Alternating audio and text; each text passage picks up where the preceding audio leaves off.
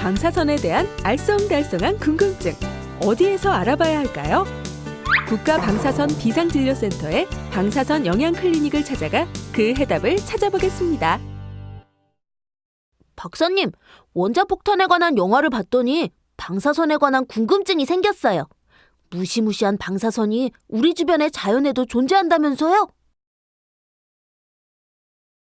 그런 걸 자연방사선이라고 한단다. 자연방사선은 먼 옛날부터 지금까지 우리가 살고 있는 지구 어디에나 있어왔던 방사선을 말한단다. 오랜 시간 우리와 함께한 자연방사선은 주변 환경에 따라 그 양이 조금씩 차이가 있단다.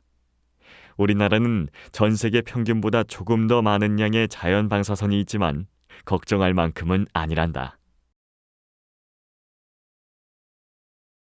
그럼 자연 방사선과 인공 방사선은 서로 다른 건가요? 어느 쪽이 더 위험해요? 자연방사선과 인공방사선은 인위적으로 만들었느냐 아니면 자연에 원래 존재하느냐의 차이만 다를 뿐, 방사선이라는 측면에서는 그 본래의 성질이나 인체에 미치는 영향은 같단다. 예를 들어 원자력 발전소 또는 병원에서 CT나 엑스레이 촬영과 같이 진단하는 데 이용되는 방사선을 인공방사선이라고 한단다. 그리고 음식물이나 토양 등에 있는 핵종에서 나오는 방사선을 자연방사선이라고 하는 거란다. 자연방사선이나 인공방사선이나 기본적인 성질은 동일하기 때문에 위험한 것을 따지는 데 있어 인공방사선과 자연방사선의 구분은 무의미하단다. 그보다는 얼마의 양에 노출됐느냐가 포인트지. 아, 노출되는 정도에 따라 위험성이 증가한다는 말씀이군요. 그러면 소량이라도 우리가 매일 먹는 음식에 방사선이 있다면 계속 쌓여서 위험한 게 아닐까요?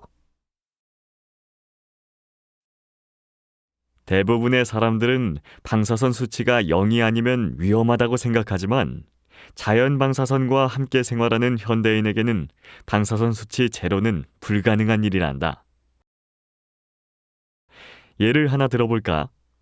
우리나라보다 연간 자연방사선이 3배 이상 높은 브라질 지역 주민들에게서도 아직까진 방사선 피폭에 대한 건강 문제가 확인되지 않았단다. 방사선의 영향을 받는 것도 개인차가 있고 지금껏 우리는 자연방사선과 공존해온 것으로 보아 자연방사선이 위험하다라고 쉽게 단정지을 수 없는 것이지.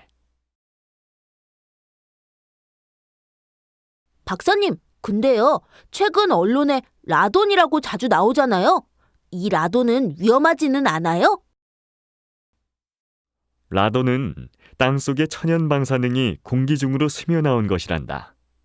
자연방사선 노출의 많은 양을 이 라돈이 차지한다고 보면 된단다. 하지만 라돈이 걱정된다면 방사선 영양 클리닉을 방문해서 정확한 진단을 받아보는 것도 하나의 방법이지. 그리고 라돈에 대한 걱정을 덜 수 있는 손쉬운 해결 방법이 있지.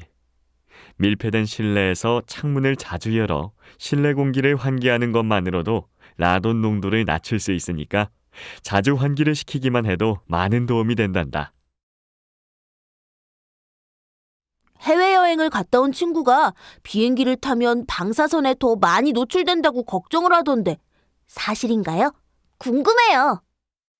비행기를 타고 고도가 높은 위치로 올라갈수록 자연방사선의 하나인 우주방사선의 영향을 많이 받아서 방사선 피폭량이 늘어나게 되는 건 맞단다. 때문에 자주 비행기를 타는 항공 승무원은 일반 승객에 비해 좀 더 많은 방사선에 노출되긴 하지. 하지만 2012년부터 생활주변 방사선 안전관리법에 의해 항공 승무원의 비행 노선, 비행 고도 및 운항 횟수 등을 고려해 우주 방사선에 대한 안전 관리를 하고 있으니까 승무원들의 안전은 크게 걱정할 수준은 아니란다. 물론 항공 승무원보다 비행 시간이 적은 일반인의 비행기 탑승으로 인한 방사선 노출 또한 마찬가지지. 방사능에 대한 막연한 공포, 제대로 바로 알면 두렵지 않습니다. 그래도 또 궁금한 것들이 있다면 국가방사선 비상진료센터 방사선 영양 클리닉을 방문하시면 여러분의 궁금증을 속 시원하게 풀어드리겠습니다.